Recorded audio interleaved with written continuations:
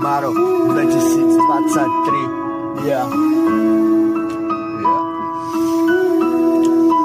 Koľko vecí je už vôbec za mnou, áno je to dávno.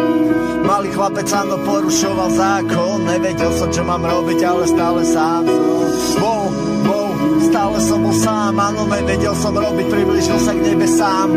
Neviem, áno, lietať a nechcem vôbec prestať a hudba je tá jediná, čo mi dáva fakt veľa.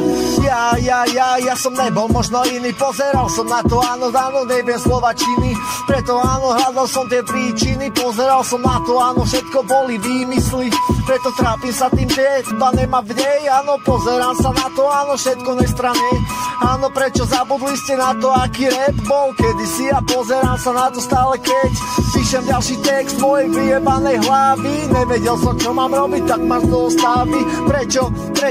Pýtam sa, že prečo není hip-hop to, čo býval. Pýtam sa, že prečo neviete mi odpovedať vôbec. Sami autotúna, áno, všetko to je chore. Žiadne texty nemajú ten zmysel ako kedysi. Áno, na chodia sa baví deti. A toto sme chceli. A toto je hip-hop, ktorý bol tak vôbec skvelý. Nemohol sa stáť a nemohol byť lepší. Preto nás to bavilo a písať tieto vety. Prečo? Ja už nepíšem vôbec, áno, iba z hlavy zajebem. Ako chcem, každý deň viem, že to každú minútu a sekundu, každý beat zjem, robím všetko, čo len chcem a rôzny beat ten. Áno, musím na to napísať len ďalší text. Áno, pozeral som na to, áno, to je rap.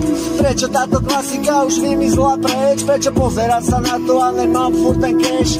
Prečo stále splácam a doplácam na dlhy? Keď som bol mladý, áno, keď som bol fakt brzý. Áno, bol som malý flákač, pozeral som na to, áno, teraz sa mi chce plakať, ne? Áno, v systéme som sa zaradil a teraz vyvene.